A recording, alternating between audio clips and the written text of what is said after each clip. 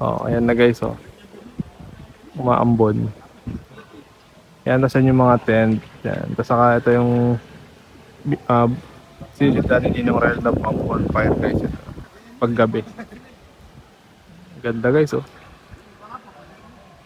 Check natin yung mga ibang ano, tanim ni Ninong Reynald. Yan, oh. May mga kamatis. Yan, tapos ito, mga eggplant. Yan. Ito, alugbati. Yan. Tapos may mga sitaw sila guys. So, yan, oh. May mga bunga. Oh. Yan, saan ka pa? Kompleto ka na dito. Meron pa palang sili guys. O, yan. Sili, yan. Oh. Siling panigang. Meron ding saluyot. Oh. Yan. Ito guys, oh. Tinan nyo, oh. May bunga na yung sili, oh. Ang cute. Dami guys, oh. Yan. Pati eggplant guys, oh. Meron na, oh. Yan, oh. Oh, tapos may mga bulaklak pa, oh. Yan. Super enjoy dito, guys. Kahit na ano, guys, oh, ngayon umaambon, super enjoy pa din. Yan.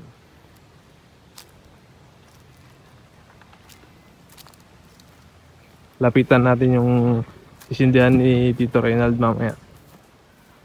Mamayang gabi. Yan, babon.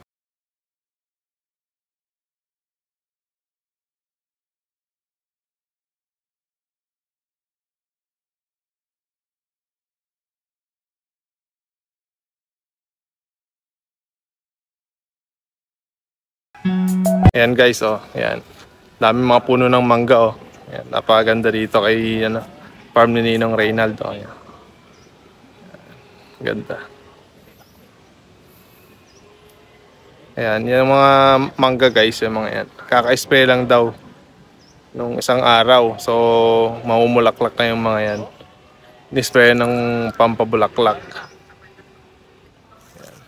Tapos ayan yung mga rambutan, oh.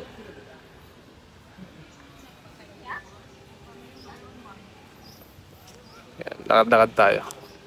Kaya lang guys, umaambon. Ayun, yan, oh. Oh, wow. Sarap ng hangin.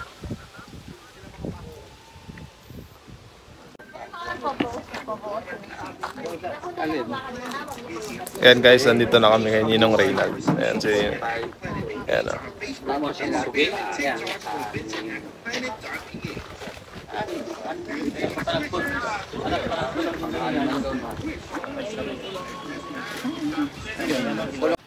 Ayan guys, oh, ang ganda ng farm ni Ninong Reynald. Oh. Lawak, ang daming mga ano, rambutan saka mangga. Ang lawak guys, oh. Yan, tapos meron pa siyang mga alagang ano, guys. Alagang manok gaya ng alaga natin sa Cagayan. Ganda, oh, ganda ng ano niya, kulungan. Yan. May mga baby nyog din siya guys, oh. Check natin doon. Ganyan gusto kong ano. Ganyan gusto kong ano. Ang tawag dyan. Mama.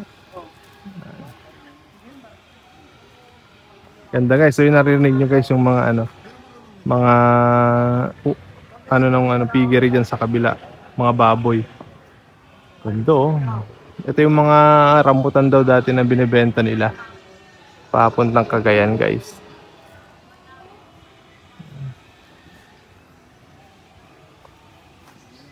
Super ganda guys. Tapos may mga ano pa sila, oh. May mga petchay sila guys. Oh, yan bagong tanim, oh. Ayan, oh. Ayan. Soon guys, ito yung mangyayari dito sa mga petchay na to. Magiging ganito, oh, malalaki.